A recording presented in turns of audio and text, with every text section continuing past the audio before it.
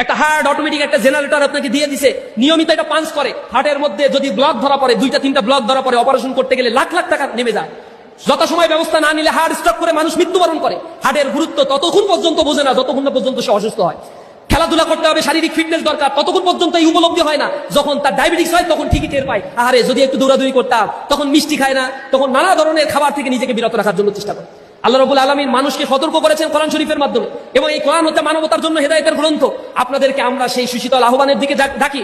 ইসলামী ছাত্র শিবির আপনাদেরকে বলতে চাই, মানব রচিত কোনো মতবাদ দিয়ে এই পৃথিবীতে শান্তি আসতে পারে না। যদি সেটা আসতো তাহলে 21 শতকের সভ্যতার এই যুগে আফগানিস্তানে হামলা করে হাজার হাজার শিশু আর নারীদেরকে হত্যা করা হতো না।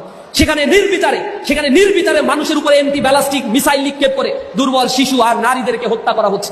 নির্বিকার বিশ্ব মানবতা সভ্যতার ধ্বজা দাঁড়িয়ে তারা আজ নির্বিকার বসে আছে। এর বিরুদ্ধে প্রতিবাদ এবং গণ আন্দোলন তারা দাঁড় করাতে ব্যর্থ হচ্ছে। 20 শতাব্দীতে পৃথিবীতে গণহত্যা তারা সংগঠিত করেছিল, কোটি কোটি মানুষকে পৃথিবী থেকে তারা বিদায় করেছে। সামান্য কৃষ্ণ সাগরের দখলদারিত্ব নিতে গিয়ে রাশিয়া আর ইউক্রেনের মধ্যে বছরের পর বছর ধরে যুদ্ধ চলছে। যেমনি ভাবে আইয়ামে জাহেলিয়াতের যুগে বনু বকর গোত্র বনু তাগলিব গোত্রের মধ্যে উটের পানি খাওয়া নিয়ে 40 বছর ধরে যুদ্ধ চলছে, তেমনি ভাবে কৃষ্ণ সাগরের দখলদারিত্ব নিয়ে আজকে রাশিয়া ইউক্রেনের মধ্যে যুদ্ধ হয়ে হাজার হাজার বনি আদম ঘর বাড়ি ছাড়া বিচ্ছিন্ন অবস্থায় জীবনযাপন করছে, মৃত্যুবরণ করছে, পৃথিবী থেকে বিদায় নিয়ে চলে যাচ্ছে। এটা হচ্ছে তাদের সভ্যতা। এই মানুষগুলো বস্তুবাদী শিক্ষা ব্যবস্থার মাধ্যমে শিক্ষিত হওয়ার ফলে দুর্নীতি, চাঁদাবাজি, লুটতরাজ, ধর্ষণ, ছিনতাই এমন কোন খারাপ কাজ নাই যার সাথে তারা যুক্ত হয় না, এবং মুসলমানের সন্তানেরা এইসব অপকর্মের সাথে যুক্ত হয়। আমি আমার বাংলাদেশে এখানে দাঁড়িয়ে আছি, এই দেশে জুলাই আন্দোলনে সহস্রাধিক মানুষ জীবন দিয়েছে। যারা সামনের সারিতে থেকে নেতৃত্ব দিয়েছিল ছাত্র নেতৃবৃন্দ, তারাও তো করাপশনের সাথে এখন যুক্ত হয়ে গিয়েছে। নানা জায়গায় চাঁদাবাজির ঘটনা ঘটছে।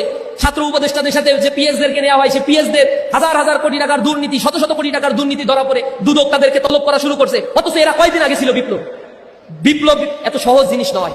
বিপ্লবী হওয়াটা তাৎক্ষণিকভাবে হওয়া যায়, কিন্তু টিকে থাকা কঠিন। 1971 সালে মুক্তিযোদ্ধারা যুদ্ধ করেছিল, কিন্তু এই মুক্তিযোদ্ধাদের একটা বড় অংশ পরবর্তীতে দুর্নীতি, চাঁদাবাজি, সম্পদ লুণ্ঠন, বিদেশে সেকেন্ড হোম তৈরি করা, এই জাতীয় অপকর্মের সাথে তারা যুক্ত হয়ে গিয়েছিল। মানুষ তাদের উপর থেকে আস্থা হারিয়ে ফেলেছে। আজকে আমাদের সবচেয়ে বড় প্রবলেমটা হচ্ছে moral crisis. Money is not our matter, not our problem. Hour problem is actually building a good moral character. এই মোরাল ক্যারেক্টার যার ভিতরে নাই, তার ব্যাপারে বলা হয়েছে when character is lost everything is lost। সবকিছুই আমরা হারিয়ে ফেলি। চরিত্রের উৎকর্ষতা সাধন করেন, এটা আপনার জীবনের সবচেয়ে বড় মূল্যবান সম্পদ। এই সম্পদ যদি আপনি হারিয়ে ফেলেন, একটা দিন আপনি নিজেকে আবিষ্কার করবেন।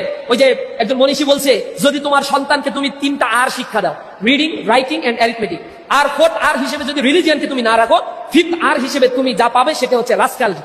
অর্থাৎ রিলিজিয়ান ব্যতীত একজন মানুষ, বস্তুবাদী মানুষ তৈরি হয়, তার ভিতরে মানবতা বোধ এগুলো থাকে না।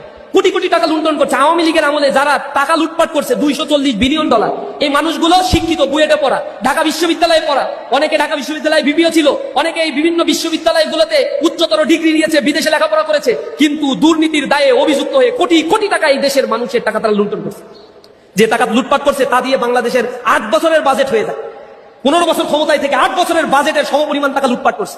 অথচ এই টাকা যদি এই দেশে ইনভেস্ট করা হতো, ইকোনমিক জোন তৈরি করা হতো, তাহলে যুব শ্রেণীর মধ্যে চাকরি নিয়ে এত হাহাকার তৈরি হতো না। দক্ষ শ্রমিক তৈরি করে বিদেশে আমরা তাদেরকে পাঠিয়ে দিয়ে কোটি কোটি টাকা তাদের মাধ্যমে আমরা রেমিটেন্স আয় করতে পারতাম। দেশটা স্বনির্ভরশীল, আত্মপ্রত্যয় একটি উন্নত দেশে পরিণত হতো। আমাদেরকে চরিত্রের এই জায়গায় নো কম্প্রোমাইজিং নীতিতে আসতে হবে। জীবনে এই কথাটা মনে রাখবেন। এখান থেকে বের হয়ে গিয়ে এই শিক্ষিত মানুষগুলো ইউনিভার্সিটি, কলেজ, ইউনিভার্সিটি শেষ করে যেখানে চাকরি করবেন, সেখানে আবার দুর্নীতি, ঘুষ বাণিজ্য আপনারাই করবেন। এই মেধাবীদের মধ্য থেকেই তো একটা শ্রেণী এই ঘুষ বাণিজ্যের সাথে জড়িত হয়ে যায়। যখন আপনি সরকারি চাকরি করেন, আর এই সরকারি চাকরি করে জনগণের ট্যাক্সের টাকা দিয়ে আপনার মাসিক বেতন হয়, আবার যখন কারো ফাইল সরানোর জন্য আপনাকেই আবার টাকা নিতে হয়, ঘুষ নিতে হয়, এগুলো মনে রাখবেন। মানুষের ঘাম ঝরা টাকা, এগুলো হচ্ছে অভিশাপ। এগুলো ঘুষ না, এগুলো স্পিড মানি না, এগুলো হচ্ছে অভিশাপ। এগুলো নিয়ে ঘরে আপনার সন্তান, আপনার পরিবার পরিজনকে যখন খাওয়াবেন, মানুষের রক্ত খাওয়াচ্ছেন, এর মাধ্যমে আপনার সন্তান, আপনার পরিবার পরিজন কখনোই ভালো মানুষে পরিণত হতে পারে না।